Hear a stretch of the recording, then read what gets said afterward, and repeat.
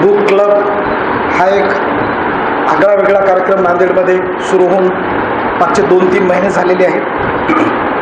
माझ्यापूर्वी अनेक महनीय वक्त्यांनी खूप गाजलेल्या पुस्तकावर आपलं पुस्तक परीक्षण इथं केलेलं आहे. मी आज रामचंद्र गुहा यांच्या मेकर्स ऑफ मॉडर्न एशिया या पुस्तकावर बोलणार आहे. माझं एक फ्रेमवर्क मी ठरवून घेतलेला आहे. लेखकांनी संपादित केलेला विषय आणि विषयाशी अनुषंगिक ज्या बाबी आहेत त्या, आणि या विषयामध्ये अजून काय गोष्टी राहून गेल्या ज्या शक्य होत्या किंवा पृष्ठांच्या मर्यादेमध्ये त्यांना काय आणता आलं नाही, ह्याचं स्पष्टीकरण मुळात लेखकांनीच काय दिलेलं आहे, संपादकांनी काय दिलेलं आहे, ह्या गोष्टी मला श्रोत्यांच्या समोर आणायच्या आहेत. रामचंद्र गुहा यांचा परिचय आपल्या सगळ्यांनाच आहे.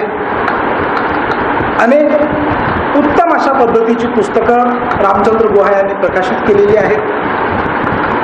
याच्याशिवाय जगभर ते वेगवेगळ्या महत्त्वाच्या विद्यापीठांच्या मधून विद्वत व्याख्यान देत असतात. अलीकडेच ते स्कूल ऑफ इकॉनॉमिक्स लंडनच्या नरेंद्र मोदींच्या बद्दल जे वक्तृत्व त्यांनी केलं वा स्टेटमेंट केलं, त्यामुळे ते बरेच परत प्रकाशात आलेले आहे. रामचंद्र गुहाचं हे जे पुस्तक आहे मेकर्स ऑफ मॉडर्न एशिया, असंच त्यांचं अजून एक पुस्तक आहे मेकर्स ऑफ मॉडर्न इंडिया. त्यांचं India Gandhi before India, India after Gandhi अशी ही त्यांची अत्यंत गाजलेली पुस्तकं आहेत, ज्यांच्या लेखनामधून आधुनिक भारत, आधुनिक एशिया समजावून घेण्यासाठी आपल्याला खूप मोठी मदत होते.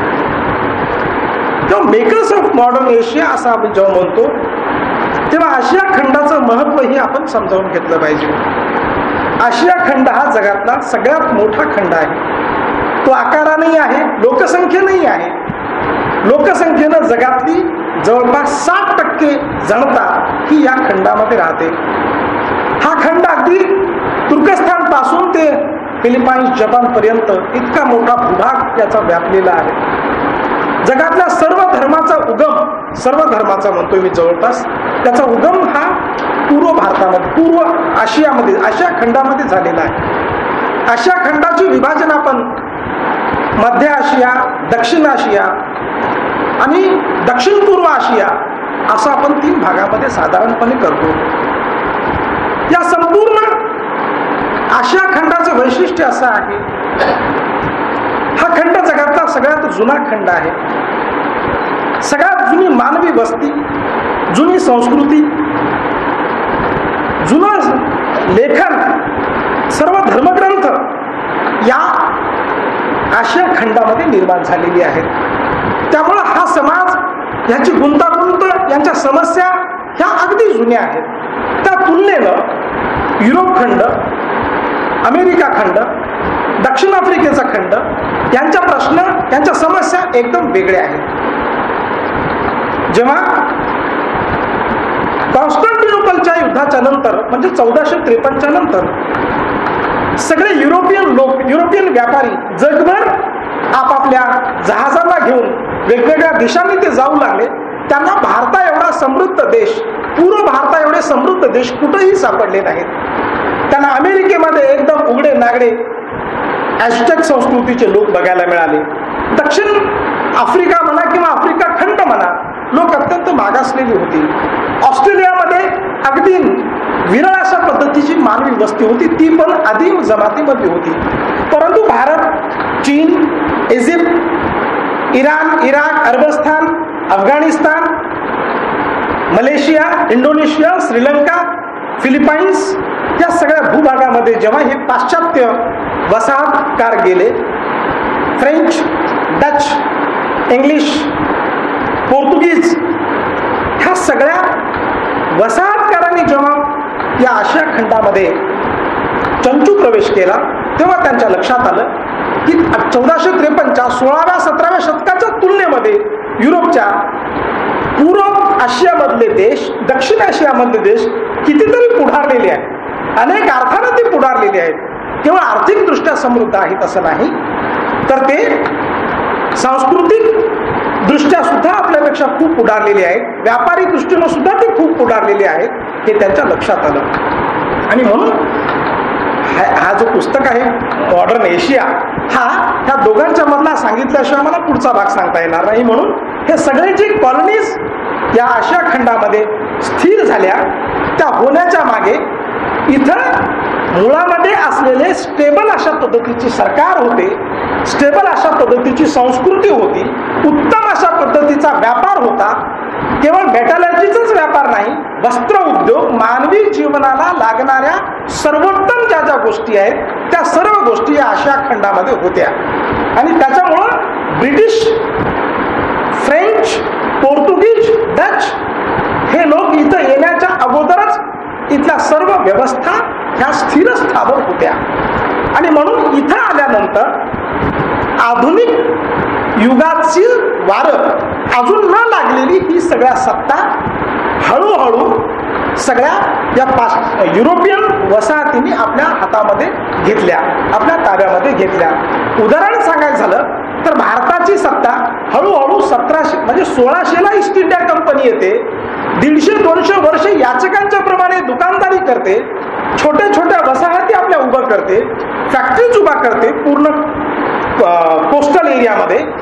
आणि जेव्हा त्यांना संधी मिळते तेव्हा ते सत्ता आपल्या हातामध्ये घेतात. 1757ला ह्या सत्तेचा प्रवास त्यांचा सुरू होतो आणि 1857ला हा प्रवास संपतो. संपूर्ण भारतावर, त्या काळातला भारत म्हणजे त्या काळातला आजचा पाकिस्तान, आजचा बांगलादेश, आजचा भारत, इतका मोठा प्रांत म्हणजे भारत होता. अफगाणिस्तानवर त्यांनी आपली स्वतःची सत्ता स्थापन केली होती.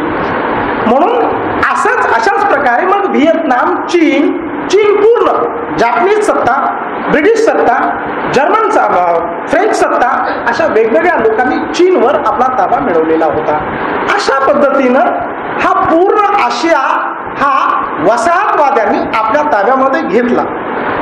आणि मग जो नवीन औद्योगिक क्रांती झाली, त्या औद्योगिक क्रांतीमध्ये हा सगळा आशिया खंड म्हणजे ब्रिटिश, फ्रेंच आणि सगळ्या युरोपियन कारखानदारांचा पक्का माल विकण्याची एक महत्वाची बाजारपेठ बनली. आणि हा सगळा आशिया कच्चा माल पुरवणारा, सोबत सैनिक पुरवणारा, कारागीर पुरवणारा, कामगार पुरवणारा आणि बॉन्डेड लेबर ज्याला आपण म्हणतो वेठबिगार पुरवणारा सगळ्यात मोठा खंड ठरला. आणि याचं कारणच असं आहे की आज आपण बघतो की जगभर या आशिया खंडातले लोक जे दिसतात याचं महत्वाचं कारण हा वसाहत काळ आहे. आणि म्हणून दुसऱ्या महायुद्धाच्या नंतर काय झालं तर दुसऱ्या महायुद्धाच्या नंतर संपूर्ण आशिया हळूहळू वसाहत मुक्त झाला. सर्व वसाहती युरोपियन लोकांनी काढून घेतल्या.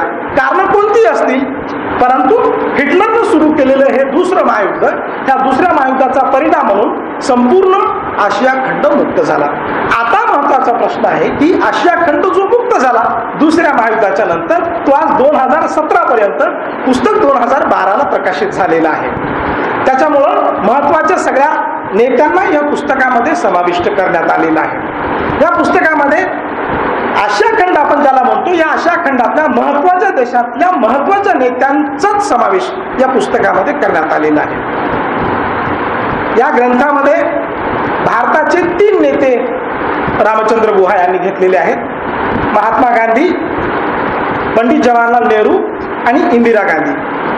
पाकिस्तानचे त्यांनी जुल्फिकार अली भुट्टो घेतलेले आहेत. चीनचे 3 नेते रामचंद्र गुहा यांनी घेतलेले आहेत.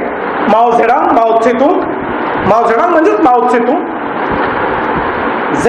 डेंग झियाओपेंग आणि त्यानंतर चायन लॉय, 3 नेत्यांना घेतलेले आहेत. याच्याशिवाय या चीनचेच, परंतु ज्यांनी स्वतंत्र असं राष्ट्र उभं केलं तैवान, त्या चियांग काय शेक यांचाही समावेश या पुस्तकामध्ये आहे.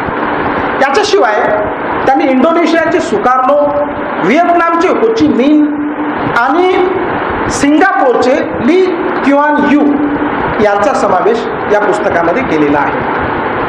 आता एका लेखकाच्या बद्दल सांगणं मोठं कठीण आहे. 11 लेख या पुस्तकामध्ये आहेत.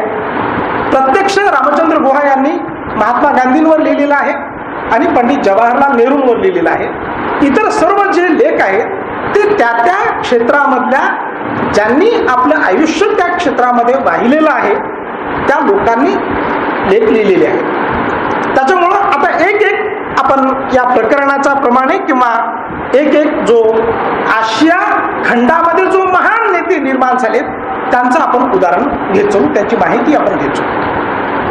सर्वप्रथम रामचंद्र गुहा महात्मा गांधींबद्दल याच्यामध्ये एक दीर्घ लेख त्यांचा आहे. महात्मा गांधी आणि पंडित नेहरू यांच्यावर 2 लेख आहेत. महात्मा गांधींचा संदर्भ देत असताना रामचंद्र गुहा आधुनिक भारत घडत असताना गांधींचं काय योगदान आहे हे योगदान स्पष्ट करतात. आणि हे योगदान स्पष्ट करत असताना गांधींच्या चळवळींचा, गांधींच्या लोकशाहीवादी विचारांचा, गांधींनी दिलेल्या लोकशाही राष्ट्रांच्या मध्ये चळवळीचे कोणते कोणते हत्यार असू शकतात, या हत्यारांचा जगभर काय परिणाम झाला ते सांगतात.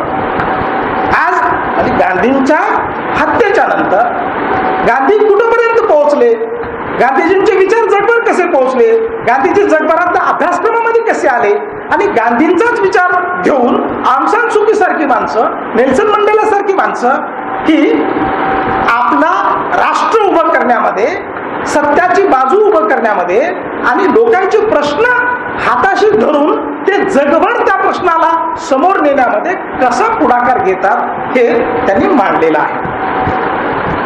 गांधीजींचा विचार हा भारताच्या एकूण संपूर्ण राजकारणावर, याच्याशिवाय आशिया खंडावर त्याचा परिणाम कसा झालेला आहे हे या चॅप्टरमध्ये त्यांनी मांडलेलं आहे. सर्वात महत्त्वाची गोष्ट ही आज पंडित नेहरू सारखी व्यक्ती, महात्मा गांधी असतील किंवा पंडित नेहरू असतील किंवा इंदिरा गांधी असतील किंवा एकूण गांधी घराणा असेल, यांच्याबद्दल जे समाजामध्ये बोललं जात आहे त्या अनुषंगाने आपण विचार केला तर आपण पंडित नेहरूंबद्दल रामचंद्र गुहा यांनी जे लिहिलेलं आहे हे आपण समजावून घेतलं पाहिजे. 1947च्या नंतर 64 पर्यंत म्हणजे 17-18 वर्ष दीर्घकाळ पंडित नेहरू हे भारताचे पंतप्रधान राहिलेले आहेत. अत्यंत सुंदर अशा पद्धतीचं विवेचन रामचंद्र गुहा यांनी या पुस्तकामध्ये केलेलं आहे. कारण आज जो भारत घडलेला आहे, हा जो आशिया खंड घडलेला आहे, त्या घडण्यामागे नेहरूंची महत्वाची भूमिका आहे. ती अनेक अंगाने आहे. ती भारत घडवतेच, परंतु ती आशिया घडवते, ती वेगळ्या अर्थानं घडवते.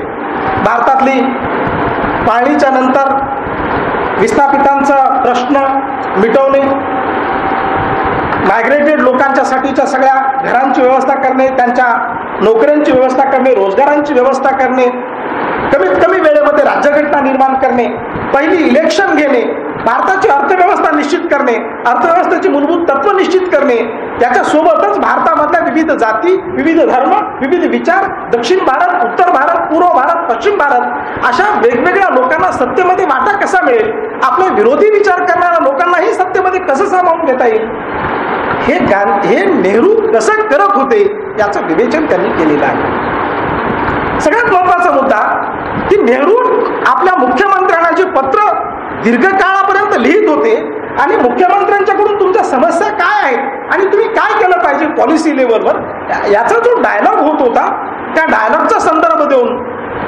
त्या काळामध्ये नेहरू काय पद्धतीनं मुख्यमंत्र्यांसोबत संवाद साधत होते याचा उत्तम नमुना या पुस्तकामध्ये त्यांनी दिलेला आहे. नेहरूंना एकदा एका परदेशी पत्रकारांना असा प्रश्न विचारलेला होता की तुमचा वारस कोण असेल, तर नेहरूंनी त्याला उत्तर दिलेलं होतं की निश्चितच माझी मुलगी असणार नाही आणि आम्ही लोकशाही इतकी मजबूत करत आहोत की लोक ठरवतील की आमचा पुढचा उत्तराधिकारी कोण असेल. आणि म्हणून नेहरू कधीही आपल्या कन्येकडं आपली उत्तराधिकारी म्हणून बघत नाही.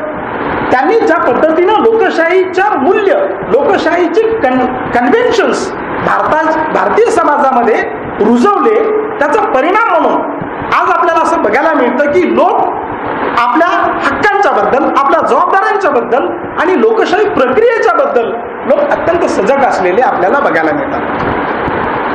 त्याच्याशिवाय नेहरूंच्या पहिल्यांदाच 17-18 वर्ष सलग पंतप्रधान पद मिळाल्यामुळं त्यांच्याकडून ज्या चुका झाल्या त्यांच्याही काही गोष्टी रामचंद्र गुहा यांनी नोंदवलेली आहे. सगळ्यात महत्वाची गोष्ट त्यांनी ही नोंदवलेली आहे की प्राथमिक शिक्षण हे कंपल्सरी करायला पाहिजे होतं पंडित नेहरूंनी, जी त्यांनी केलं नाही.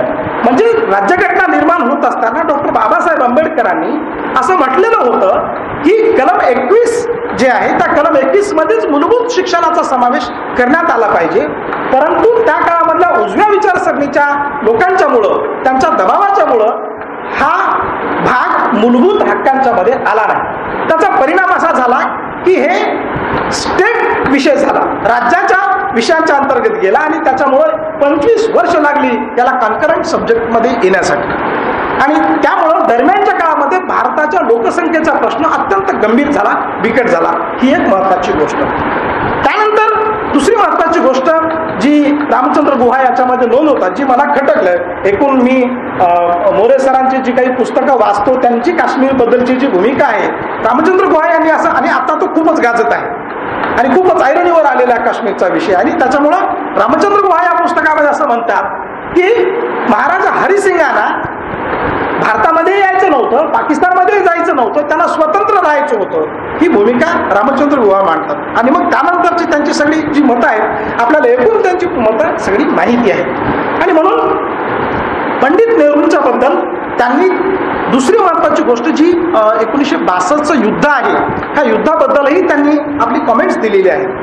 1962 मध्ये आपण जी सातत्यानं बोलत राहतो की नेहरूंच्यामुळे आपला देश पराभूत झाला, ही किती धादांत खोटी गोष्ट आहे. 62ला आपण काय होतो, आपल्या मर्यादा काय होत्या, आणि आपल्यावर जे आक्रमण चीननं केलं खरंच ते आक्रमण करण्याची त्यांना गरज होती का, त्यांच्या अंतर्गत राजकारण काय होते. पुढे जेव्हा मी माओ तुम्हाला सांगेन, माओ झेडॉंग आणि चॉयनला जेव्हा सांगेन तेव्हा या 1962च्या युद्धाबद्दलचे वेगवेगळे पैलू मी तुम्हाला सांगेन. त्यानंतर एक भारताबद्दलची त्यांची भूमिका जी होती ती एकदा सांगितली म्हणजे आपण पुढे वळू. दुसरी महत्वाची गोष्ट ते पंडित नेहरूंच्या नंतर इंदिरा गांधींवर एक लेख त्यांनी समाविष्ट केलेले आहेत. खूप महत्वाचा लेख आहे इंदिरा गांधीवरचा. इंदिरा गांधी आपल्याला त्यांचं राजकारण माहिती आहे. 1966 पासून जवळपास 1984 पर्यंत 17-18 वर्ष भारतीय राजकारणामध्ये इंदिरा गांधीनं आपलं प्रभाव व्यक्त केलेलं होतं. आपला प्रभाव, आपला ठसा भारतीय राजकारणात उमटवलेला होता. आणि म्हणून इंदिरा गांधीची ज्या काही राजकीय धोरणं होती, एकूण सत्तेमध्ये आल्यानंतर गुंगी गुडिया म्हणून त्यांची जी प्रतिमा होती, गुंगी गुडियापासून भारताच्या स्वातंत्र्यासाठी, प्रत्येक नागरिकाच्या हक्कासाठी आणि भारताच्या धर्मनिरपेक्षतेसाठी, सेक्युलरिझमसाठी प्राण देणारी इंदिरा गांधी, असा इथपर्यंतचा 17-18 वर्षाचा प्रवास रामचंद्र गुहा यांनी मांडलेला आहे. आपल्या सगळ्यांना इंदिरा गांधीच्या संपूर्ण धोरणांचा परिचय आहे.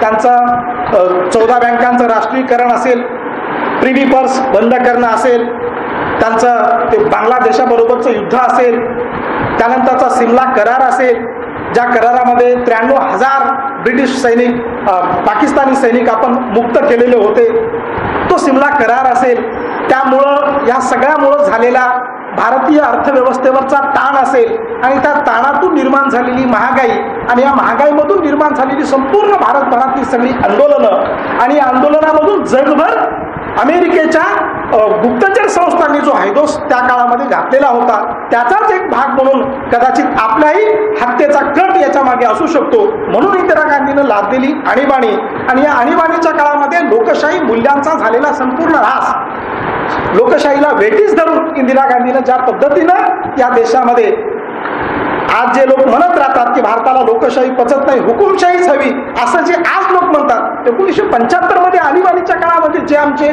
वयस्कर लोक होते त्यांना माहिती आहे. सदाशिवराव पाटील साहेबांचा आम्ही परवाच एका महिन्यापूर्वी कार्यक्रम घेतला होता, त्यामध्ये त्यांनी हे सांगितलेलं आहे की काय पद्धतीचं प्रशासन भारतामध्ये इंदिरा गांधीनं राबवलेलं होतं. आणि म्हणून आणीबाणीच्या नंतर एक नवा प्रयोग भारतामध्ये झाला जनता सरकारचा, आणि हा जनता सरकारचा प्रयोग हा 5 वर्षासाठी जरी लोकांनी निवडून दिलेलं असलं तरी 28 महिन्यांच्या मध्ये हा प्रयोग संपला. या प्रयोगावर पडदा पडला. आणि त्यामुळं इंदिरा गांधीचं योगदान एकूण काय आहे, तर इंदिरा गांधी या जनता सरकारच्या नंतर 1980 मध्ये थम्पिंग मेजॉरिटीनं निवडून आल्या. त्यानंतर त्या पूर्ण वेळ कामाला आम्ही म्हणतो त्या आधुनिकतेची पायाभरणी इंदिरा गांधींना आमचीला करायला सुरुवात केली होती.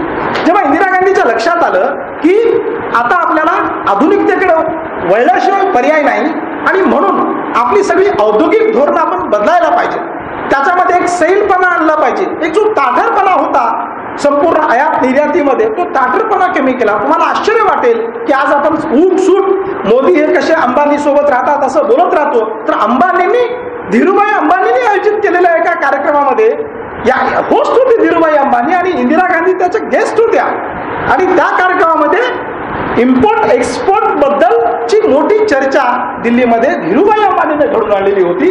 धीरूभाई अंबानी अगदी म्हणजे 1980च्या नंतर 84 पर्यंत त्यांचा एकूण जो कारभार आहे त्याच्यामध्ये काही पटीमध्ये फरक पडलेला होता.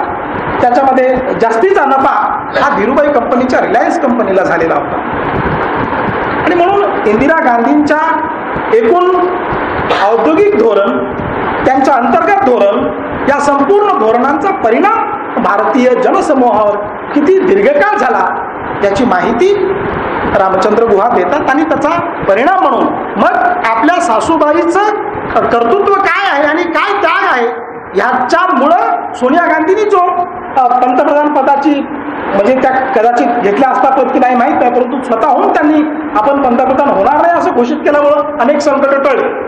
त्यानंतर ही जी लिगसी आहे त्यांनी एक फार महत्त्वाचा मुद्दा दिलेला आहे की बायबलमध्ये एक असं एक प्रसंग त्यांनी सांगितलेला आहे बायबलमधला की आपल्या येणाऱ्या पिढ्यांच्या पुढे आपण जर पाप केले असेल तर आपल्या 7 पिढ्यांच्या पुढे हे पाप सातत्याने येत राहतं. तर नेहरूंचा हवाला देऊन रामचंद्र गुहा राघवन नावाच्या लेखकाने हा लेख लिहिला इंदिरा गांधीचा.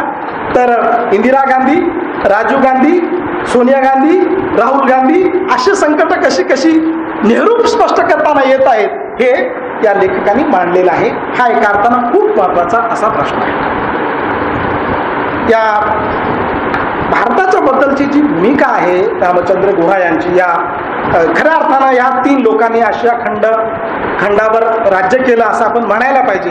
मी परत एकदा नेहरूंकडे वळून तुम्हाला असं म्हणतो की त्यांनी दुसऱ्या महायुद्धाच्या नंतर जे जगाचं पोलरायझेशन झालं, जगाचं ध्रुवीकरण झालं आणि जागतिक राजकारणाचा अत्यंत जवळून परिचय असल्या कारणाने आपल्याला कम्युनिस्टांच्याही गोटामध्ये जायचं नाही आणि आपल्या कॅपिटलिस्टच्याही गोटामध्ये जायचं नाही ही भूमिका नेहरूंनी स्पष्ट केलेली होती. आम्ही गरीब आहोत, आम्ही मागासलेले आहोत, आम्ही अमेरिकेच्या तुलनेमध्ये आणि युरोपच्या तुलनेमध्ये तुम्हाला आम्ही टसल देऊ शकत नाही, तुमच्याशी आम्ही संघर्ष करू शकत नाही आणि म्हणून आमचे अनेक प्राधान्याचे प्रश्न आहेत, आमच्या साक्षरतेचे, आमच्या रोजीरोटीचे, आमच्या कामगारांचे, आमच्या औद्योगिकरणाचे अनेक प्रश्न आहेत आणि म्हणून आम्ही कोणत्याही गटामध्ये न येता दोन्ही गटांनाही समर्थन करू, दोन्ही गटांच्याही चुकांचा आम्ही विरोध करू आणि दोघांच्याही आर्थिक मदतीनं आम्ही उभे राहू ही भूमिका नेहरूंनी घेतली. ही जी नॉन अलाइनमेंट मुवमेंट आहे त्या मुवमेंटमध्ये संपूर्ण आशिया खंडातले आणि आशिया खंडाच्या शिवाय अनेक राष्ट्र या मुवमेंटमध्ये समाविष्ट झाले. ही मुवमेंट एका अर्थाने ही आशिया खंडावर कोण राज्य करेल, आशिया खंडावर कोणाचं प्रभुत्व असेल, आशिया खंडाची पॉलिसी एकूण कोण तयार करेल हे घडवण्यामध्ये नेहरूंचा खूप मोठा योगदान राहिलेला आहे. त्यांनी इनिशिएटिव्ह घेऊन हे सगळं घडून आणलेलं आहे. हे सगळं सांगण्याचं कारण असं आहे की या आशिया खंडामध्ये जबरदस्त असे ते देश आहेत ज्याला आपण ॲशियन टायगर्स म्हणू. या ॲशियन टायगर्समध्ये सिंगापूर आहे, जपान आहे, वेगवेगळे टायगर्स आहेत. तर त्यामध्ये ड्रॅगॉन एक आहे महत्वाचा आणि म्हणून भारत हा जसा एक मोठा लोकशाहीवादी देश आहे त्याच्यामुळं आम्ही मतदान घेऊ, जिंकू, हारू, आमचे जे समस्या आहेत, अधूनमधून होणाऱ्या जाती दंगली आहेत, भाषिक प्रश्न आहेत, भुकेचे प्रश्न आहेत, अन्नाचे प्रश्न आहेत, शेतीचे प्रश्न आहेत, पाण्याचे प्रश्न आहेत, हे सगळे प्रश्न आम्ही लोकशाही मूल्यांनी, लोकशाही व्यवस्थेने आपण हे प्रश्न सोडवण्याचे प्रयत्न आज 70 वर्षामध्ये केलेले आहेत. आपण हे सगळं डिटेल सांगण्याचं कारण असं आहे की चीनमध्ये त्याच वेळेस काय घडत होतं हेही आपण समजावून घेणं खूप महत्वाचं आहे. आपण अनेकदा आपल्या अभ्यासक्रमामध्ये ह्या गोष्टी नसतात. खरं म्हणजे हे एक लेख जो आहे हा एक लेख म्हणजे एक स्वतंत्र अभ्यासाचा विषय आहे. एका व्यक्तीवर शेकडो पुस्तकं लिहिल्या गेलेली आहेत, डॉक्युमेंटरीज तयार केलेल्या गेलेल्या आहेत. म्हणून माओ त्से तुंग सारखा माणूस, माओ त्से तुंग असेल डेंग झिओपेंग असेल किंवा चॉन लॉय असेल किंवा चियांग काय शेक असेल, हे 4 लोक एकाच देशामधले आहेत. त्यापैकी फक्त लोकशाहीवादी विचार मांडणारे चियांग काय शेक आहेत की जे सन यत सेनचे उत्तराधिकारी म्हणून चीनमध्ये पुढे आलेले आहेत.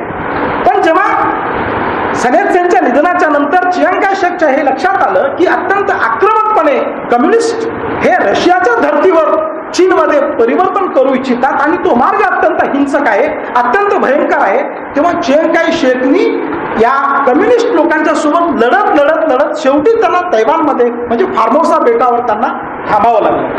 पण यावेळेस माओ त्से-तुंगचं काय चालू होतं? माओ त्से-तुंग हे शिक्षक म्हणून, पत्रकार म्हणून पूर्वायुष्यामध्ये काम केलेले आहे. मार्क्सचा, लेनिनचा, स्टॅलिनचा जबरदस्त प्रभाव माओवर आहे. माओंना संपूर्ण चीन बदलायचं आहे. माओ एका बाजूला संपूर्ण चीनचं निरीक्षण करत आहे.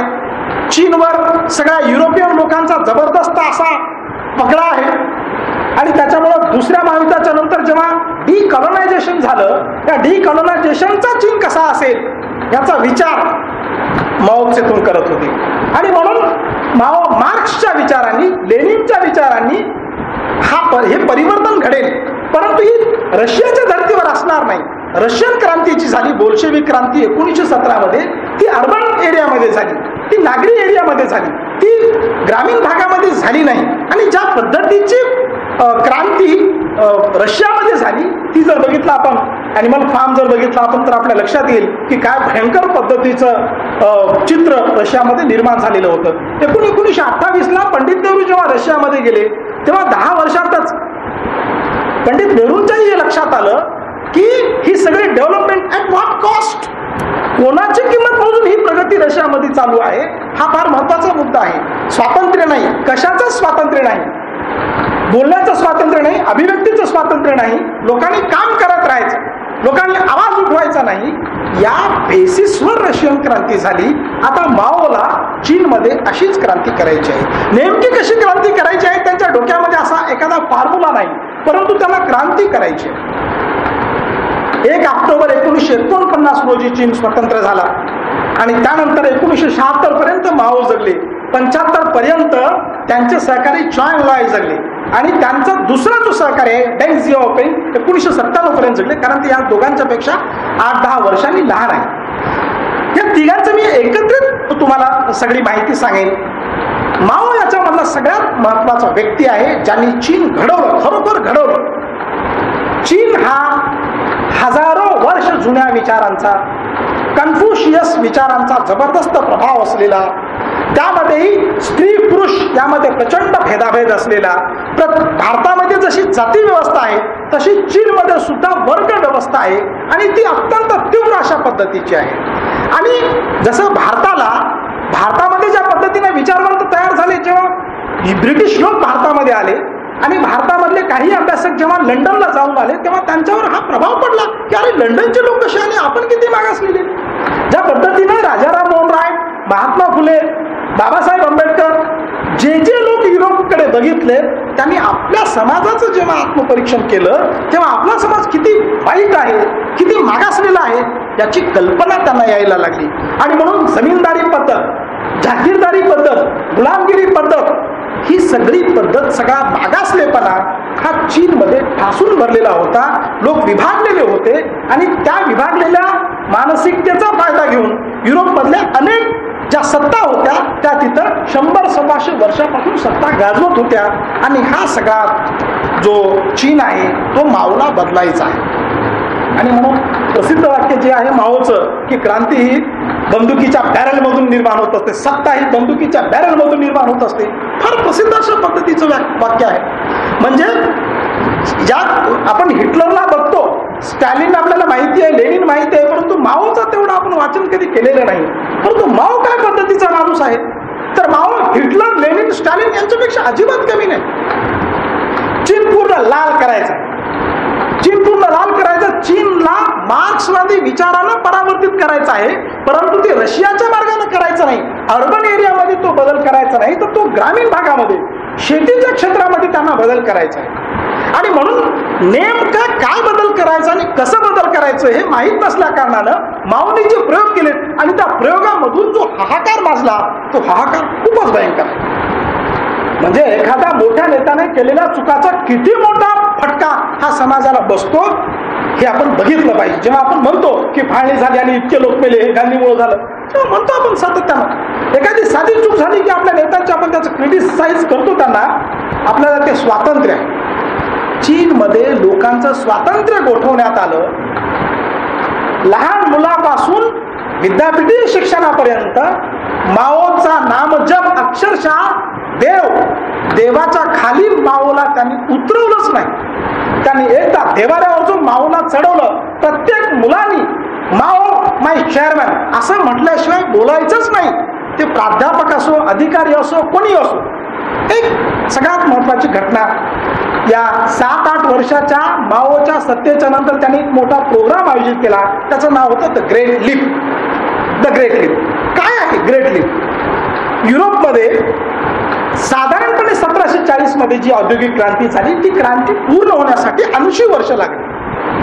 80 वर्ष लागली औद्योगिक क्रांती पूर्ण होण्यासाठी. तर ही औद्योगिक क्रांती चीनमध्ये माओला 15 वर्षामध्ये करायची आणि चीनचं उत्पादन 50% वाढवायचं आहे त्यांना या 15 वर्षात. फारच महत्वाकांक्षी अशा पद्धतीचा हा प्रकल्प आहे द ग्रेट लीप. या ग्रेट लीप मध्ये त्यांनी काय केलं? पहिली सगळ्यात महत्वाची गोष्ट केली त्यांनी की सगळ्या शेतीचे मालक बरखास्त करून टाकले. शेती बरखास्त करून टाकली. लोकांची वैयक्तिक मालकी संपवली. कम्युन तयार केले. हजारो कम्युन उभे केले. तुम्हाला कम्युनचं लाईफ आपण कल्पना सुद्धा करू शकत नाही आज, कारण आपल्याला प्रत्येकाला प्रायव्हसी पाहिजे. आज 1958 मध्ये कम्युन तयार केले. ते कम्युन म्हणजे काय आहे? तर कम्युन म्हणजे गाव बेचिराग करण्यात आले आणि एक हॉस्टेल उभं करण्यात आलं. या हॉस्टेलमध्ये काय असेल? सगळे लोक असतील. लोकांनी कुठं राहायचं? कम्युन मध्ये राहायचं. स्वयंपाक करणाऱ्यांचे एक वर्ग असेल. तो सकाळी उठल्याबरोबर त्यांचं एकच काम, तुम्हाला नाश्ता देणे, दुपारचं जेवण देणे, संध्याकाळचं जेवण देणे. तुमची लहान मुलं रात्रभर तुमच्यासोबत असतील. सकाळी उठल्याबरोबर पाळणाघरात त्यांना सोडायचं आणि कामाला पळायचं. तुम्ही सगळ्यांनी 8 ते 10 घंटे लोकांनी काम करायचं. 10 घंट्यानंतर थकून भागून आल्यावर संध्याकाळचं जेवण घ्यायचं, संध्याकाळचं दारू प्यायची, ज्यांना ज्या आवश्यकता आहे ते द्यायचं आणि त्यांना झोपवायचं. हे एक मेकॅनिक अशा पद्धतीचं काम झालं. भारतामध्ये लोकांची वैयक्तिक शेती असताना इतक्या शेतकऱ्यांच्या आत्महत्या चालू आहेत. आणि जेव्हा बाबासाहेब आंबेडकरांनी सुद्धा त्यांच्या स्टेट्स अँड मायनॉरिटीज मध्ये हा विषय मांडलेला आहे की शेतीचं राष्ट्रीय सगळ्या लोकांना ही शेती विभागली पाहिजे, हे त्यांचं मत होतं. प्रत्यक्ष प्रयोग जेव्हा माओंनी केलं तेव्हा काय झालं? एवढा मोठा चीन, त्या चीनमध्ये कम्युन उभे करण्यात आले. शेतीमध्ये हा प्रयोग करण्यात आला. 3 वर्षाच्या नंतर हे लक्षात आलं की हा प्रयोग आपला प्रचंड मोठ्या प्रमाणात फसलेला आहे. जेव्हा भारत काय चीन काय, शेवटी माणसांची मानसिकता शेवटी सारखीच आहे. जेव्हा माझं शेत असते तेव्हा मला इन्सेंटिव्ह आहे की मी काम केल्याबरोबर मला काहीतरी मिळेल, माझ्या मुलांसाठी काहीतरी मला करता येईल, पैसे मिळतील. हे इन्सेंटिव्ह आहे. हे इन्सेंटिव्ह संपलं. त्या इन्सेंटिव्हचा परिणाम असा झाला की चीनमध्ये सलग 3 वर्ष दुष्काळ आला आणि त्या दुष्काळामध्ये आपल्याला कल्पना करता येणार नाही की 4 कोटी लोक मेलेले. 4 कोटी लोक. 2 कोटी ते 4 कोटी. वेगवेगळ्या इतिहासकारांनी वेगवेगळी मतं याच्याबद्दल मांडलेली आहेत आणि या सगळ्या चीनच्या भोवती पोलादी पडदा आहे. काय होते चीनमध्ये जगाला काहीही कळू द्यायचं नाही याची व्यवस्था माओनी केलेली आहे. माओच्या विरोधामध्ये बोलणारा प्रत्येक व्यक्ती एकतर जेलमध्ये जाईल, एकतर ठार केला जाईल किंवा तो बेपत्ता होईल. तो कुठं जाईल हे कोणालाही कळणार नाही. ह्या द ग्रेट लीपनं इतका प्रचंड फटका चीनला बसला. तेव्हा डेंग झियाओपिंग असेल किंवा च्वांग असतील हे सांगण्याचा प्रयत्न करत होते, परंतु माओ कोणाचंही ऐकून घेत नव्हते. माओला नुसती भनक जरी लागली की हा माझ्या विरोधामध्ये बोलतो आहे, मित्र असं म्हणेल की एखादा व्यक्ती स्वप्नातही जर त्याच्या विरोधात बोलला, स्वप्नातही जर गेला तर त्याची भनक माओला लागायची आणि माओ त्याला जेलमध्ये घालायची. संपूर्ण चीनमध्ये कुठलंही मत स्वातंत्र्य लोकांना नव्हतं. लोकांना कुठलीही चळवळ करण्याचा अधिकार नव्हता. लोक मेकॅनिक एकदम यांत्रिक पद्धतीने लोकांचं जीवन बनवण्यात आलेलं होतं. या संपूर्ण काळामध्ये मी जे सांगितलं तुम्हाला की 62 ला भारतावर आक्रमण का केलं, हे करण्यामागे चायना एका बाजूला भारतामध्ये येऊन म्हणतात की हिंदी चीनी भाई भाई आणि माओ हल्ला करतात. हा काय प्रकार आहे? तर माओ सातत्यानं असा प्रयत्न करतात की माझी सत्ता या देशात आहे की नाही याचे प्रयोग करत राहतात. माझं सर्वजण ऐकतात की नाही, अजून माझं मत आहे की नाही, अजून मी यांचा नेता आहे की नाही, याच्यासाठी ते वेगवेगळे प्रयोग सातत्यानं करत राहतात. त्या प्रयोगाचाच एक भाग म्हणजे भारतावर आक्रमण. चायना या आक्रमणाच्या विरोधात आहेत, डेंग झियाओपिंग या युद्धाच्या विरोधात आहेत. परंतु डेंग झियाओपिंग ओपनली खुलेपणानं माओला हे सांगू शकत नाहीत, चायना ओपनली सांगू शकत नाहीत की हे युद्ध बरोबर नाही, हे चुकीचं आहे. हे मुक्तपणे खुलेपणानं कोणीही माओला सांगू शकत नाही. त्याच्यामुळं एका बाजूला द ग्रेट लीप मध्ये आलेलं अपयश झाकण्यासाठी आणि दुसऱ्या बाजूला आपले नेतृत्व अजूनही शिल्लक आहे हे सिद्ध करण्यासाठी माओनी भारतावर आक्रमण केलेलं आहे. ही माहिती खरोखरच आपल्यासाठी खूप नवीन आहे, अत्यंत महत्वाची. या ग्रेट लीपच्या नंतर सगळ्यांना आपापले एस्टिमेट्स बदलावे लागले. चीनच्या नेत्यांना खऱ्या अर्थानं वस्तुस्थिती काय आहे आपली, आपण किती हळुवारपणे प्रगती करू शकतो, ह्याचे नवे आकडे, ह्याचे नवे प्लान, रिप्लान चीनमध्ये झाले. हे होता होता माओला असं वाटायला लागलं की आता आपण माओवाद निर्माण करायला पाहिजे. माओवाद जे आता आपण म्हणतो की कुठेही एखादा खून झाला की माओवादाने केला, हा जो माओवाद आहे हा काय प्रकार आहे माओवाद. मी जेव्हा काही ह्या पुस्तकाच्या सोबत काही व्हिडिओ क्लिप्स बघण्याचा प्रयत्न केला तेव्हा लक्षात आले की लाखो विद्यार्थी, जे विद्यार्थ्यांचं मन आता शाळेमध्ये असताना त्यांचा विचार घडत असतो, मन घडत असतं, त्या विद्यार्थ्यांच्या हातामध्ये लाल पुस्तक देण्यात आलं. प्रत्येक नागरिकांनी माओ बद्दलचं पुस्तक हातात घेतल्याशिवाय घराच्या बाहेर पडू नये असा दंडकच होता. कोणीही लाल पुस्तकाच्या बाहेर हातात घेतल्याशिवाय बाहेर पडायचंच नाही. आणि एखाद्याच्या हातामध्ये जर लाल पुस्तक नसेल तर तो माओचा विरोधी आहे आणि म्हणून त्याला ठोकलं पाहिजे, त्याला मारलं पाहिजे, त्याला जेलमध्ये पाठवलं पाहिजे, हे सर्व श्रुत आहे. आणि म्हणून त्याचे जे युद्धगीत आहे ते जर आपण वाचलं, त्या विद्यार्थ्यांच्या तोंडामध्ये जे गीत आहे ते जर आपण वाचलं तर देवाच्याही पलीकडे माओनं स्वतःची इमेज निर्माण करण्याचा प्रयत्न केलेला होता. आपण कसे मोठे नेते आहोत, ईश्वर विश्वर काही नाही, माओ हाच नेता आहे, त्याचाच शब्द अंतिम आहे, तोच आमचा भविष्यवेत आहे, तोच आमचा त्राता आहे, त्यालाच सगळं कळतं, आम्ही त्याचे सैनिक आहोत आणि तो ज्या दिशेला म्हणेल त्या दिशेला आम्ही सगळे जाऊ, असं सगळ्या चीनचे करोडो लोक म्हणत आहेत. तुम्हाला आश्चर्य वाटेल की कॉलेजची सगळी पोरं, शाळेमधली सगळी पोरं हातामध्ये बॅनर घेऊन म्हणत आहेत की आता आम्हाला माओचंच ऐकायचं आहे, माओच आमचा नेता आहे, माओच्या शिवाय कोणताच नेता जगामध्ये नाही. आणि म्हणून माओ हा ईश्वर झाला, माओ हा चीनच्या लोकांसाठी सर्वे सर्वा झाला. आणि माओनं आता जी नवीन क्रांती लोकांच्या हातामध्ये दिली ती इतकी भयंकर आहे, तिचं नाव आहे कल्चरल रिव्होल्युशन, सांस्कृतिक क्रांती. काय आहे सांस्कृतिक क्रांती? सांस्कृतिक क्रांतीमध्ये माओला संपूर्ण चीन जुन्याचा नवा करायचा. जुने वाडे, जुने जमीनदार, जुन्या इमारती, जुनी मंदिरं, जुने विचार, जुनी संस्कृती, जुनं जे जे आहे ते बेचिराग केलं, अक्षरशः बेचिराग. त्या कल्चरल रिव्होल्युशन मध्ये जे जे विरोधक आहेत त्यांची यादी देण्यात आलेली आहे. त्याच्यामध्ये सगळ्यात शेवटी विचारवंत आहे, सगळे इंटेलेक्च्युअल्स 9 नंबरला आहे, पत्रकार, विरोधात बोलणारे सगळे नेते, सगळे जमीनदार, सगळे बुर्जवा, सगळे धार्मिक लोक, या सगळ्यांना टार्गेट करण्यात आलं. आणि सगळ्यात शेवटी जे सगळ्या अल्पसंख्याक आपण म्हणतो जे इंटेलेक्च्युअल्स आहेत ते सगळे इंटेलेक्च्युअल्स, सगळे प्राध्यापक, दुर्दैवाने प्राध्यापकांना सगळं स्वातंत्र्य लोकांना देऊन टाकलं. माओनं स्वातंत्र्य लोकांकडे दिलं. आणि म्हणून हे लाखो लोक, ज्याला आपण रेड गार्ड्स असं त्यांनी नाव दिलं, रेड गार्ड्स, लाल सेना, हे रेड गार्ड हाताला एकदम लष्करामधल्या सैनिकांसारखं त्यांचा पेहराव ठरलेला होता. त्यांच्या हाताला अशी बॅच होती, त्यांच्या खिशाला बॅच होती, हातामध्ये माओचं लाल पुस्तक होतं. आणि हे सगळे लोक सगळ्या जुन्याच्या विरोधामध्ये बेचिराग करायला निघाले.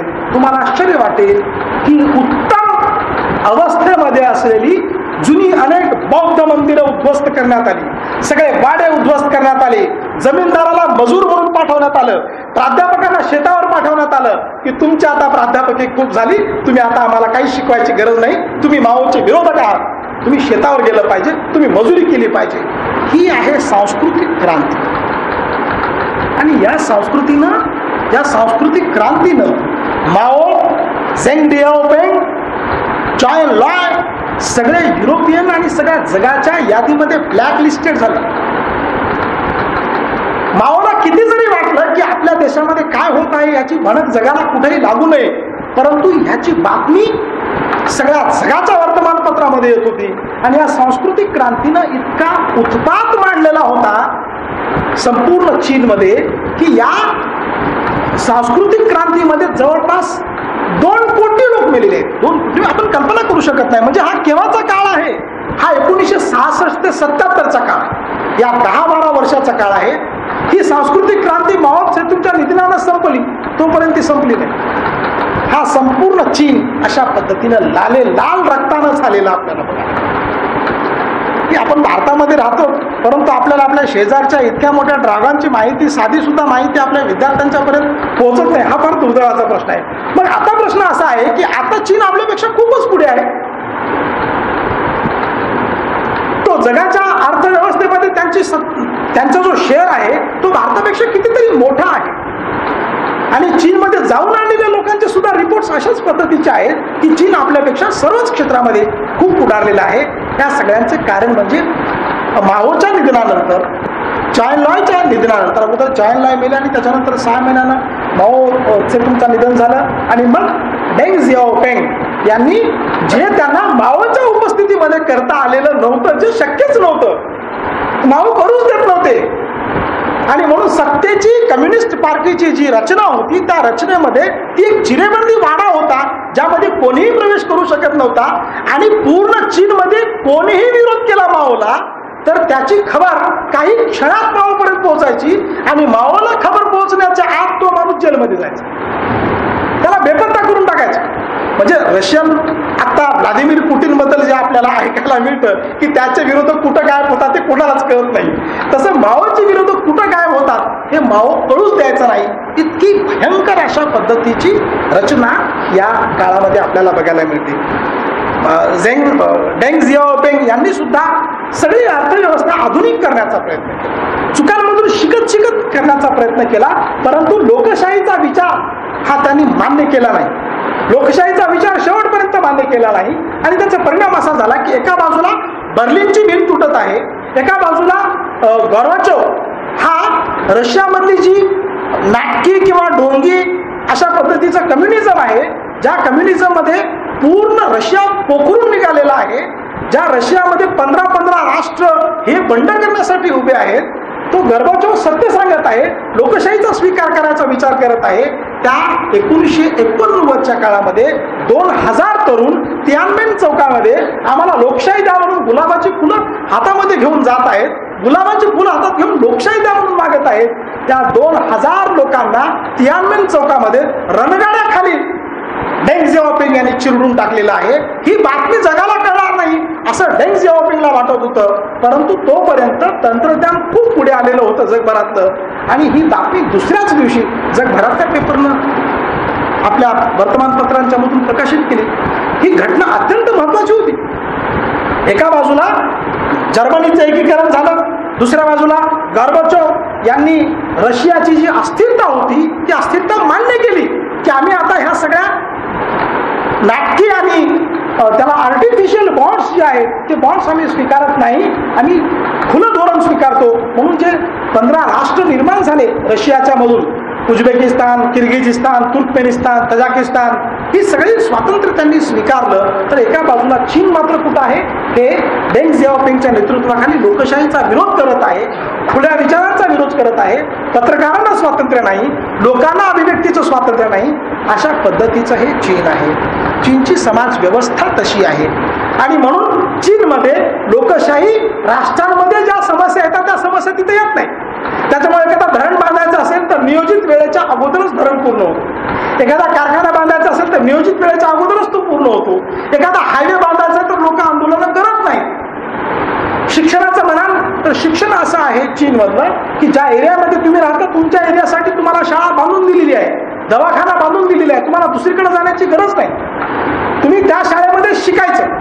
ती सगळ्या शाळा समान आहेत, सगळ्या शाळांमध्ये सुविधा समान आहे, सगळ्या शासकीय शाळा आहेत आणि प्रचंड मोठी गुंतवणूक त्या शाळांच्या मध्ये चीनने केलेली आहे.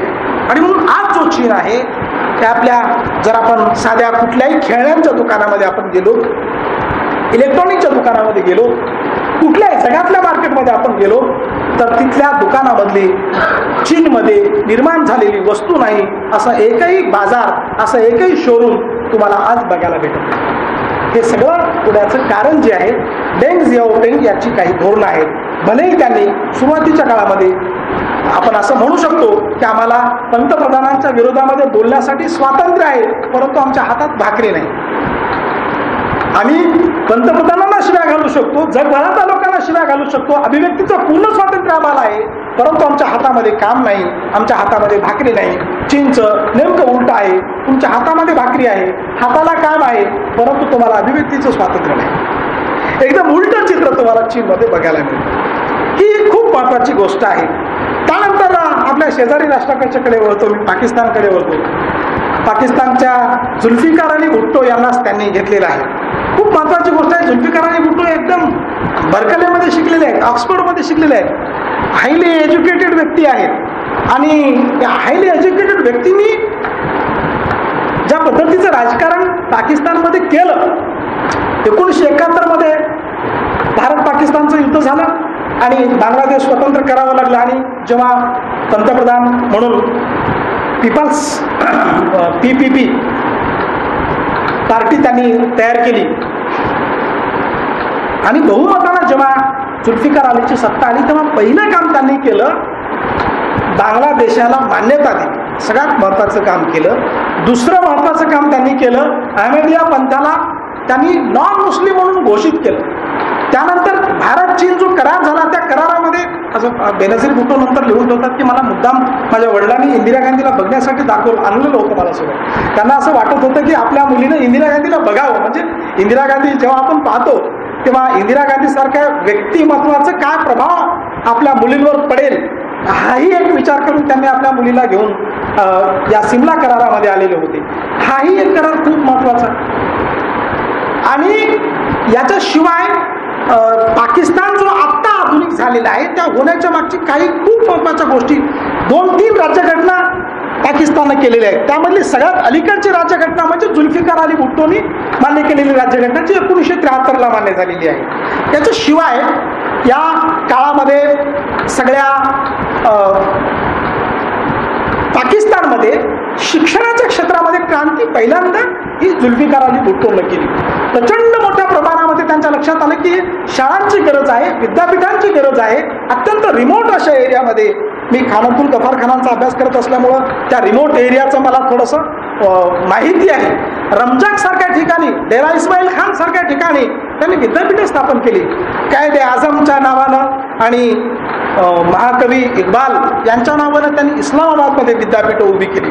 त्याच्याशिवाय ओपन युनिव्हर्सिटीज त्यांनी तिथं उभ्या केल्या. याशिवाय पाकिस्तानमधल्या तरुणांना शिकता यावं याच्यासाठी एक हॉस्टेलचं जाळं पूर्ण पाकिस्तानमध्ये उभं केलं. म्हणून औद्योगिक क्षेत्रांमध्ये सुद्धा जुल्फिकार अली भुट्टोनी पाकिस्तानची धोरणं बदलली. ज्या पद्धतीने इंदिरा गांधीनं भारतामध्ये काही धोरणं बदलली, त्याच पद्धतीनं पाकिस्तानमध्ये जुल्फिकार अली भुट्टोनं सुद्धा बदलली.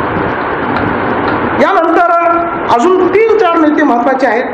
त्यामध्ये एक हो ची मिन हे व्हिएतनामचे नेते आहेत. आपण सातत्यानं महाराष्ट्रामध्ये हो ची मिनचं नाव फार प्रसिद्ध आहे.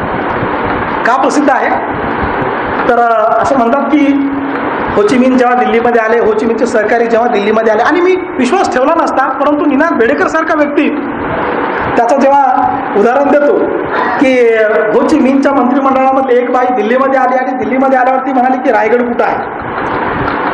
त्या लोकांना तर माहिती नाही महाराष्ट्रामध्ये रायगड कुठे आहे तेच माहिती नाही, महाराष्ट्रामध्ये आहे का कुठे आहे ते पण माहिती नाही. त्यांनी मग माहिती घेतली, मग शिवाजी महाराजांची ती राजधानी त्या बाईनंच सांगितलं. हो ची मिनला एकदा लोकांनी प्रश्न विचारला की तुम्ही एवढं जे लढता गनिमी काव्यानं, तर तुमची प्रेरणा काय आहे.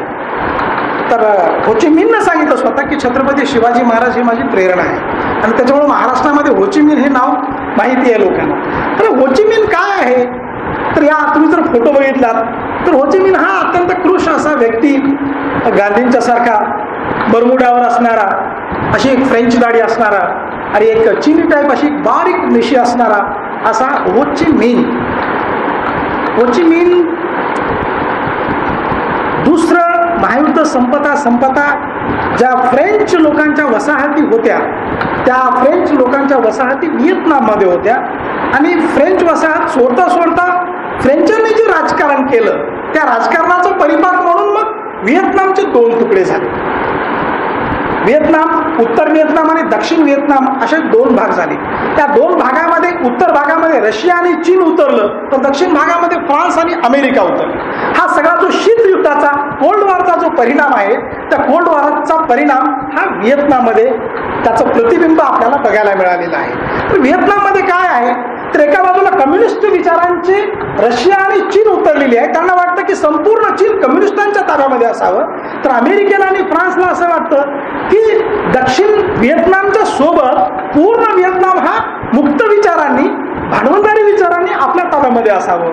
पण होचिमिन सारखा जो व्यक्ती आहे त्याला असं वाटतं की व्हिएतनाम म्हणजे फक्त व्हिएतनाम नाही तर लाओस आहे, कंबोडिया आहे, हेही राष्ट्र त्याच्या सोबत आहेत. तर होचिमिन हा कम्युनिस्ट आणि लोकशाहीवादी दोन्ही विचारांच्या लोकांना एकत्रित आणून फ्रान्सला इथून कसं आपल्याला घालवता येईल आणि संपूर्ण व्हिएतनाम एक कसं करता येईल याचा प्रयत्न तो करतो आहे. या संपूर्ण प्रयत्नामध्ये अमेरिकेला खरं म्हणजे उतरण्याचं काहीही कारण नव्हतं, परंतु अमेरिका उतरली. अमेरिकेला असं वाटलं, जसं नेहमीच अमेरिकेला वाटतं की ते ताकद असल्यामुळे ते कुठं पण जाऊन यशस्वी होऊ शकतात असं त्यांना वाटतं आणि ते प्रत्येक ठिकाणी जातात आणि स्वतःच्या नाकावर पडतात.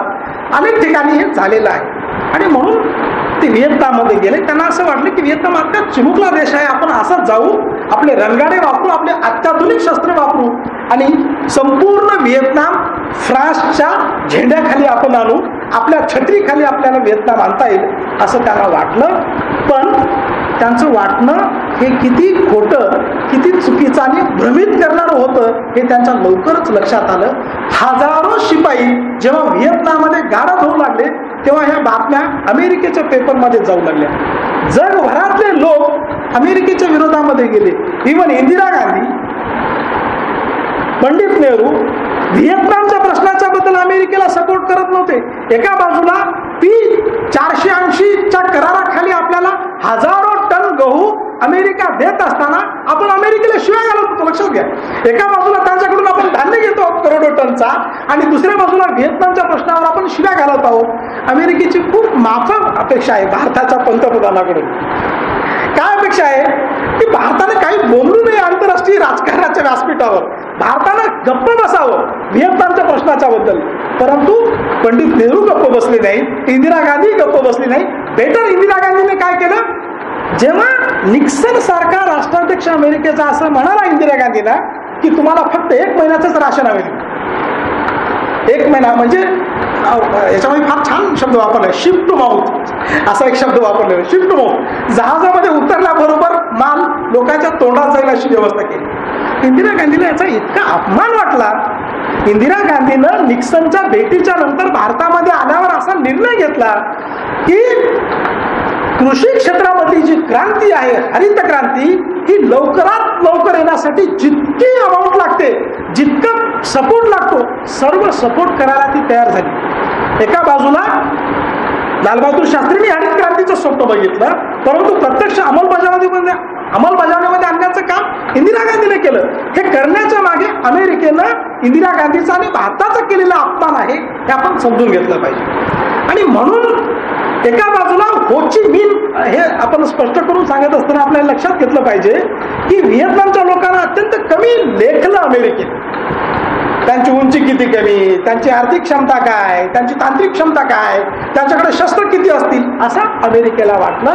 परंतु जो व्हिएतनामचा भूप्रदेश आहे जो आपल्या पश्चिम महाराष्ट्राच्या सारखा आहे, जे पश्चिम महाराष्ट्रामध्ये अनेक किल्ले बघितल्यावर आपल्या लक्षात येतं की अनेक दिल्लीमधले अभ्यासक जेव्हा महाराष्ट्रामध्ये येतात आणि महाराष्ट्रातल्या सह्याद्रीच्या कडेकपारीमध्ये फिरतात आणि मग ते मान्य करतात की यस, इथं शिवाजीच जिंकू शकतो, इथं औरंगजेब जिंकू शकत नाही, हे मान्य करतात. तसं जेव्हा व्हिएतनामचा भूप्रदेश आपण बघू किंवा समजून घेऊ तेव्हा आपल्या लक्षात येईल की अमेरिका तिथं जिंकणंच शक्य नव्हतं, तिथं व्हिएतनामीच लोक जिंकणार. आणि म्हणून हो ची मिन 1975-76 मध्ये त्यांचं निधन झालं आणि त्यांच्या स्मरणार्थ सायगाव नावाचं त्यांचं जी राजधानी आहे, हो ची मिन सिटी असं त्या शहराचं नाव त्यांनी ठेवलेलं आहे. तर आता त्यांच्या जीवित काळामध्ये उत्तर व्हिएतनाम आणि दक्षिण व्हिएतनाम याचं एकीकरण झालेलं आपल्याला बघायला मिळतं. ही खूप महत्वाची गोष्ट आहे. त्यानंतरचा जो नेता आहे तो सुकार्नो आणि मग शेवटी मी सिंगापूर घेईन. इंडोनेशियाची आज जर आपण इंडोनेशिया बघितलं तर लक्षात येईल की इस्लाम ज्या पद्धतीनं इंडोनेशियामध्ये गेला त्याची पद्धत वेगळी होती. त्याच्यामुळं तिथं संपूर्ण मेजॉरिटीमध्ये मुसलमान असूनही तिथला इस्लाम असा टोकदार नाही, आक्रमक नाही, धर्मांध नाही. ज्या पद्धतीने आपण सिरिया, इराक, पॅलेस्टाईन या भागामध्ये आत्ता जो मुस्लिमांच्या अंतर्गत जो प्रश्न उफाळून आलेला आहे जगभर, तो प्रश्न इंडोनेशियामध्ये नाही. याचं कारण परंपरा आणि इस्लाम ह्याचा अत्यंत सुंदर असा संगम त्या समाजाने केलेला आहे. मी हैदराबादमध्ये ओरिएंटेशन कोर्सला असताना तिथं एका आंतरराष्ट्रीय इतिहास परिषदेला निया नावाची एक अभ्यासिका आलेली होती. त्या अभ्यासिकेला मी अनेक प्रश्न विचारले की काय तुमचा देश कसा आहे, भ्रष्टाचार वगैरे सगळे. ते म्हणाले की तुमचा देश आमच्या देशाच्यामध्ये फारसा फरक नाही, परंतु आम्ही जो इस्लाम स्वीकारलेला आहे त्या इस्लाममध्ये असं जे भारतामध्ये तुम्हाला बघायला मिळतं तेवढा बंदिस्तपणा हा इंडोनेशियामध्ये नाही. तर हे सगळं इंडोनेशिया जो आहे तो आधुनिक करण्यामध्ये, तो लोकशाही दृष्टीनं पुढे आणण्यामध्ये प्रयत्न सुकार्नोनं केला, परंतु त्याला म्हणावा एवढा यश त्यांना त्यांच्या आयुष्यामध्ये ते जीवित असेपर्यंत मात्र मिळालं. तर सगळ्यात महत्त्वाचा जो या पुस्तकातला शेवटचा व्यक्ती घेतलेला आहे, जो हे पुस्तक प्रकाशित होईपर्यंत ते जिवंत होते, ते म्हणजे ली क्युआन यू. ली क्युआन यू यांचं नाव मी 2010 मध्ये आमच्या युनिसेफच्या ऑफिसरनं सांगितलेलं होतं की ली क्युआन यू रिटायर झाले, परंतु त्याचा मुलगा आता चेअरमध्ये आहे आणि ते ॲक्च्युअल ऑफिस हे ली क्युआन यू सांभाळतात. आज जो सिंगापूर आहे, कुठल्याही सिनेमांच्या मध्ये आपण जेव्हा बघतो चांगल्या हॉलिवूडच्या, बॉलिवूडच्या सिनेमांच्या मध्ये सगळं सुंदर असे जे दृश्य दिसते ते सिंगापूर आपल्या सगळ्या आशियन लोकांच्यासाठी एक मॉडेल आहे. ज्या 1950च्या दरम्यान सिंगापूर हे आपल्यासारखं अत्यंत सामान्य अशा पद्धतीचा एक भूभाग होता, परंतु ली क्युआन यू यांनी 30-40 वर्ष स्वतःच्या हातामध्ये डायरेक्टली ही सत्ता ठेवली. काही दिवस 1962 ते 65च्या काळामध्ये त्यांनी मलेशियाशी टाईप केलेलं होतं. मलेशिया आणि सिंगापूर एकत्र, पण पुढे 65ला लक्षात आलं की आपण मलेशियाच्या सोबत राहू शकत नाही, तेव्हा त्यांनी ती नाळ तोडली आणि मग ली क्युआन यू ह्या एका माणसानं सिंगापूर उभं केलं. सिंगापूरला आपण आज गेलो तर जगभरातली अत्युत्कृष्ट जी गोष्टी आहेत त्या सिंगापूरमध्ये आपल्याला बघायला मिळतात. कारण झिरो करप्शन आपल्याला सिंगापूरमध्ये बघायला भेटतं. कारण अगदी सुरुवातीपासून ली क्युआन यू यांनी भ्रष्टाचार करणाऱ्या लोकांना तात्काळ अटक करणे, त्यांचे बँक रेकॉर्ड चेक करणे, त्यांच्या सगळ्या पाहुण्यांचे घरच्यांचे बँक रेकॉर्ड चेक करणे, त्यांचे इन्कम टॅक्स रिटर्न्स चेक करणे, त्यांचा पगार किती आहे आणि त्यांचं प्रॉपर्टी किती आहे हे चेक करणे आणि तात्काळ त्यांना शिक्षा करणे, ही गोष्ट त्यांनी स्वीकारली. त्याचा परिणाम असा जबरदस्त झाला की लोकांच्या लक्षात आले की आपण काहीही लपवू शकत नाही ली क्युआन यू पासून. त्यानंतर त्यांनी जी एक गोष्ट केली ती खूपच महत्वाची आहे आपल्या लोकशाहीच्या दृष्टीने. ली क्युआन यूनं काय केलं की जे लोकप्रतिनिधी आहेत, जे लोकांचं काम करतात, आपले सगळे नगरसेवक, आमदार, खासदार, त्यांचा पगार प्रचंड मोठ्या प्रमाणात वाढवला. ली क्युआन यूनं सांगितलं की ही आमची इन्व्हेस्टमेंट, आमच्या आमदाराला, खासदाराला, नगरसेवकाला लोकांकडून पैसे उकळावेत, एखाद्या प्रोजेक्टमधून पैसे खावेत, पर्सेंटेज खावेत, अशी भावना सुद्धा वाटू नये इतक्या सुविधा आम्ही त्यांना. आणि म्हणून जबरदस्त चकाचक ऑफिसेस, त्यांना लागणारं इन्फ्रास्ट्रक्चर, त्यांना लागणारे नोकर, त्यांना लागणारा स्टाफ हा संपूर्ण सिंगापूरमध्ये त्यांनी उपलब्ध करून दिला. आणि त्यानंतर आज आपण पाहतो की जगातली अत्युत्कृष्ट शाळा, colleges, management schools, training schools हे सिंगापूरमध्ये आपल्याला बघायला मिळतात.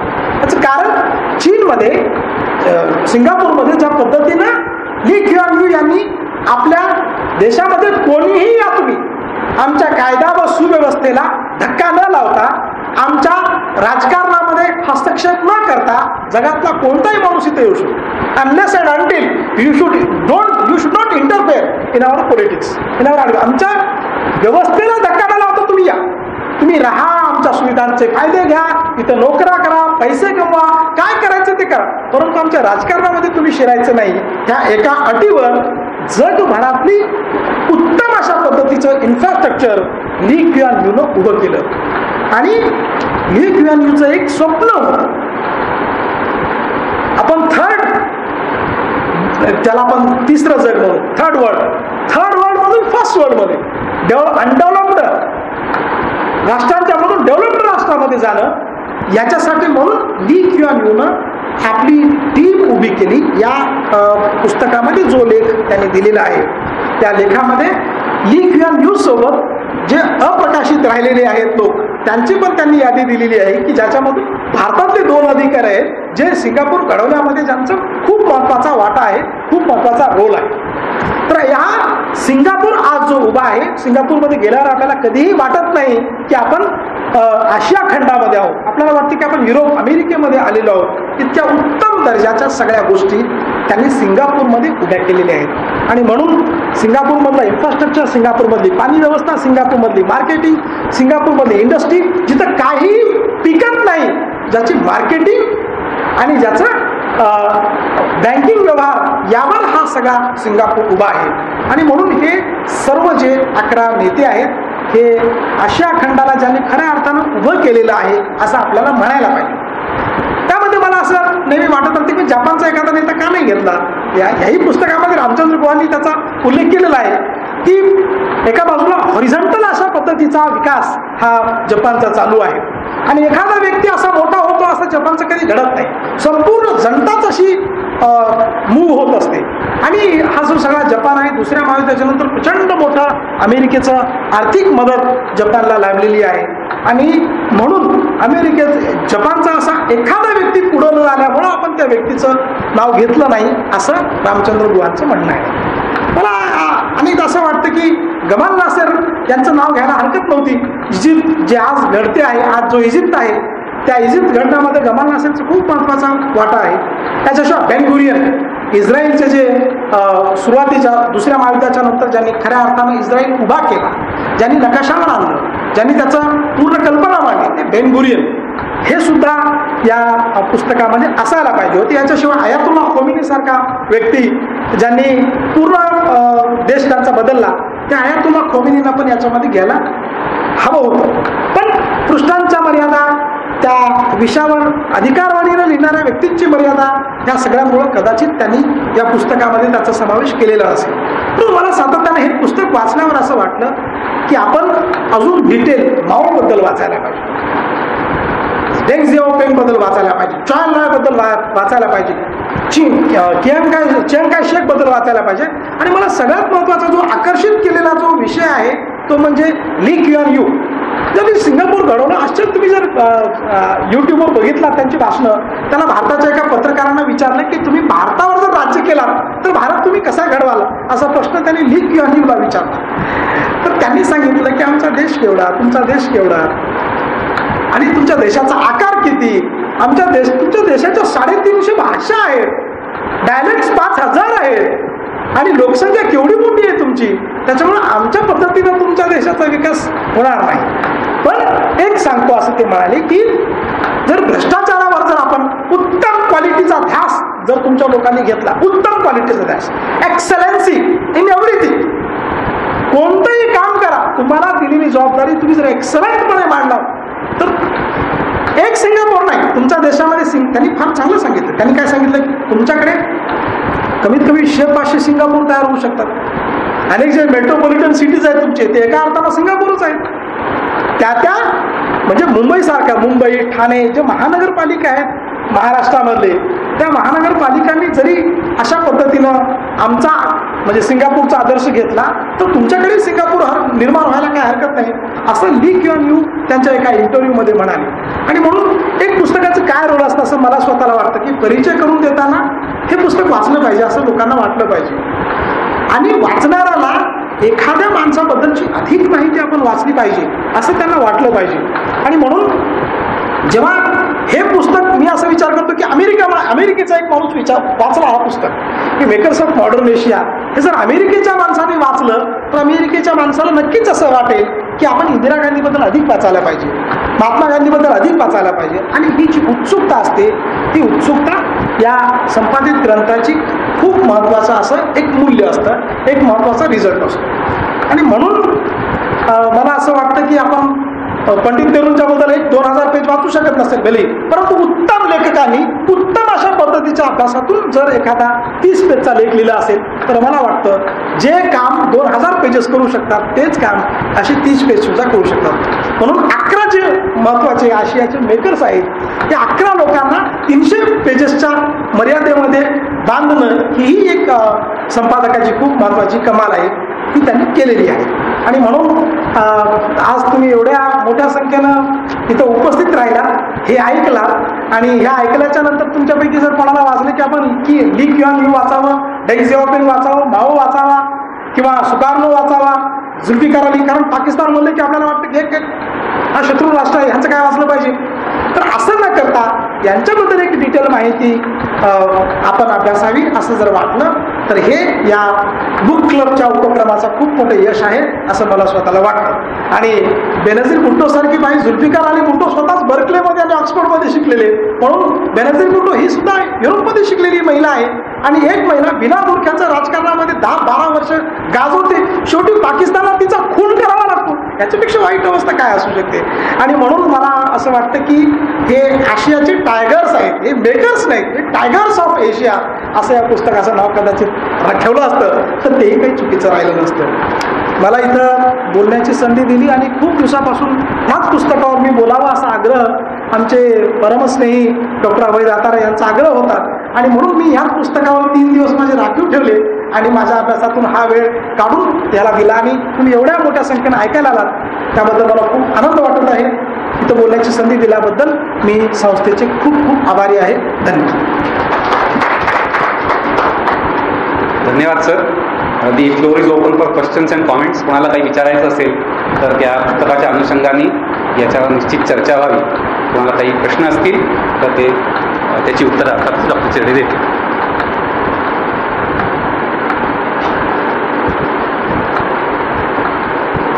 मॉडर्न हिस्टोरियन म्हणून मॉडर्न हिस्टोरियन असं म्हणजे ते मेट्रोच्या तोंडावरती तर गारुडच आहे, प्रमाण चंद्र प्रमाण आहे. एक तर काय की आणि जो विषय घेतलेले आहे ते सगळे विषय आधुनिकशी संबंधित आहेत.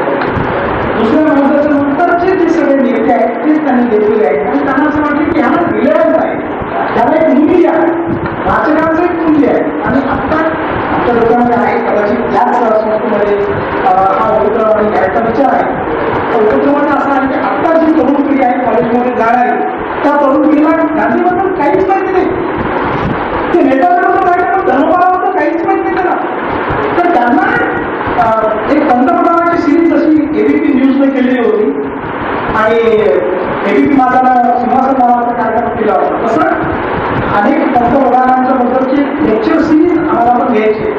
तर आमच्याकडे मुलांना आधुनिक सगळ्या विषयांच्या मध्ये इंटरेस्ट आहे म्हणून मॉडर्न हिस्टॉरियन त्यांचं हे पुस्तक इंडिया प्रकारने हे पुस्तक खूप महत्वाचं आहे आणि चांगलं पुस्तक आहे. अगदी 1000-1200 पेजचं पुस्तक आहे आणि संपूर्ण भारत कसा बदलत चाललेला आहे हे त्यांनी त्याच्यामध्ये मांडलेलं आहे.